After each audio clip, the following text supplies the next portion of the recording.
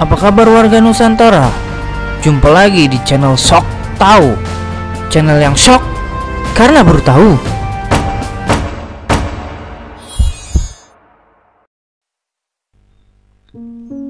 Wanita keturunan Belanda bernama Natrah binti Ma'ruf atau dikenal juga bernama Maria Bertha Hertog bagi warga Belanda dan Inggris.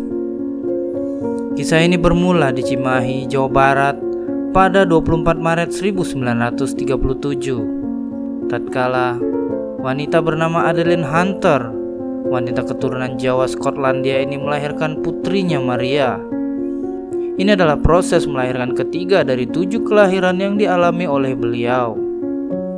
Ayah Maria, Adrianus Petrus Hertog, adalah seorang sersan Belanda yang berdinas di KNIL atau Koninklijke Nederlands Indische Leger. Tak lama setelah invasi Jepang di Hindia Belanda pada Maret 1942, sersan Hertog ditawan oleh Jepang. Dia dikirim ke Burma untuk kerja rodi memasang rel kereta api dari Burma sampai Siam yang dikenal sebagai Death Railway. Di saat bersamaan, Adeline sedang mengandung anak ke-6 setelah tahun sebelumnya melahirkan anak ke-5. Beratnya beban hidup yang dialami Adeline membuat ibunya Louis Winterbork jadi prihatin. Louis yang pernah menikah dengan seorang Skotlandia, Joseph Hunter, memiliki 2 anak, yakni Adeline itu sendiri dan kakaknya Suwaldi Hunter, mempunyai teman akrab bernama Aminah binti Muhammad. Louis menyarankan Adeline supaya Maria diadopsi oleh Aminah, mengingat 6 anaknya yang masih kecil juga harus diurus secara susah payah oleh Adeline seorang diri. Maka akhirnya ia memasrahkan Maria kepada Aminah untuk diadopsi pada 1 Januari 1943. Saksinya adalah kakaknya, Suwaldi, yang merupakan seorang Muslim. Maria kemudian diberi nama Natrah dan dibesarkan secara Islam oleh Aminah. Aminah memiliki latar belakang keluarga terhormat di Malaya. Suami pertamanya adalah Abdul Rani, sekretaris pribadi Sultan Trengganu. Ketika menemani sang suami ke Tokyo selama 11 tahun, Aminah mengajar bahasa Melayu dan mengadopsi seorang anak Jepang. Ia dinamai Komariah. Aminah mempunyai rumah besar di Bandung. Maria disediakan 1 kamar dengan berbagai mainan. Keluarga Aminah juga memiliki pembantu yang melayani Aminah. Setelah proklamasi kemerdekaan Indonesia, Belanda melancarkan agresi militer untuk kembali menguasai koloninya. Satu hari, Maria ditahan selama 3 hari. Sentimen anti Belanda yang sedang mencuat di Indonesia membuat Aminah dicurigai karena memiliki anak berkulit putih.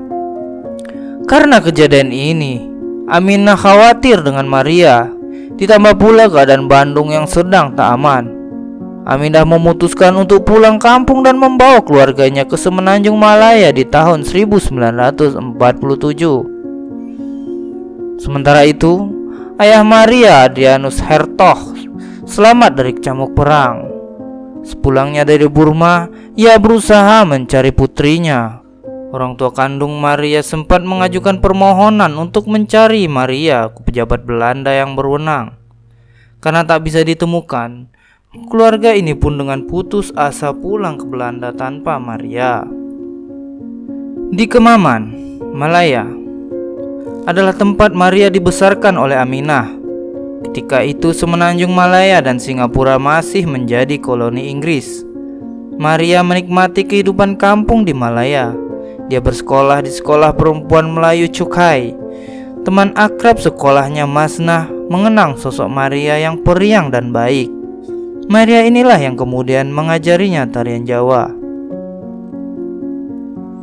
Ketika di sekolahnya sedang diadakan perlombaan menari, datanglah Arthur Locke, seorang pejabat Inggris yang curiga atas sosok Maria. Locke mengetahui permintaan ayah Maria yang telah disebarkan Belanda kepada otoritas Inggris. Ia meminta Aminah membawa Maria ke Singapura pada tanggal 12 April 1950. untuk bertemu dengan pelaksana tugas Konsulat Jenderal Belanda untuk Singapura, Jacob van der Gracht. Tanpa pernah diketahui Aminah dan Maria, di Singapura inilah kehidupan mereka akan berubah selamanya. Van der Gracht yang mengajukan hak perwalian atas Maria di Pengadilan Tinggi Singapura pada tanggal 22 April 1950, sang konjen mendapatkan hak perwalian itu, yang salah satu isinya adalah meletakkan Maria di bawah asuhan Dinas Sosial Singapura.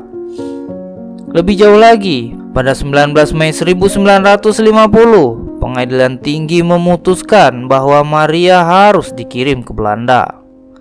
Sontak Aminah mengajukan banding dan diterima oleh pengadilan.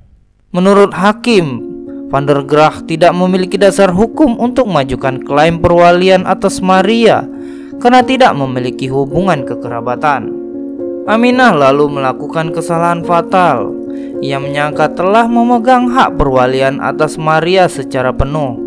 Pada 1 Agustus 1950, Aminah menikahkan Maria secara gantung dengan Mansur Adabi. Mansur adalah seorang guru berusia 22 tahun dari Kelantan, sementara Maria baru berusia 13 tahun. Kala itu, nikah gantung adalah hal biasa yang dijalankan oleh kaum muslimin.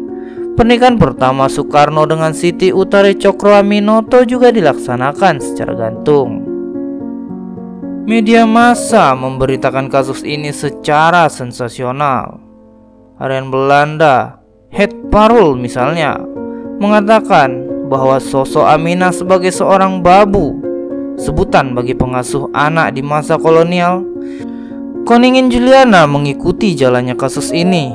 Dibentuklah Bertha Hertog Komite yang bertujuan untuk membiayai persidangan Maria, termasuk biaya untuk Adeline ke Singapura. Sejumlah 80.000 gulden untuk komite ini terkumpul dalam beberapa minggu saja. Di pihak lain, timbul reaksi keras dan sokongan dana dari berbagai komunitas muslim seantero dunia, mulai dari Pakistan, Indonesia, sampai Arab Saudi. Setibanya Adeline di Singapura, ia mengajukan pembatalan pernikahan anak kandungnya ke Pengadilan Tinggi. Terkait adopsi, ibu kandung Maria menyatakan bahwa dirinya tidak pernah menyetujui Maria sebagai anak angkat Aminah. Aminah justru tidak mengembalikan Maria ketika Maria menginap di rumahnya saat mereka masih tinggal di Bandung. Tatkala Adeline hendak menjemput anaknya, ia ditangkap Jepang dan dijebloskan ke kamp interniran. Namun, Aminah langsung menyangkal versi cerita Adeline itu. Setelah melewati proses persidangan pada 11 Desember 1950, Pengadilan Tinggi Singapura akhirnya membatalkan pernikahan Maria. Dasar putusan hakim adalah Maria berasal dari Belanda. Hukum di Belanda menyatakan bahwa pernikahan yang dilakukan oleh orang berusia di bawah 16 tahun tidaklah sah. Maria yang tak terima putusan ini memeluk erat Mansur Adabi, suaminya. Saking kuatnya pelukan Maria ini, ia terpaksa dibius hingga tak sadarkan diri demi melepaskan dirinya dari Mansur, suaminya.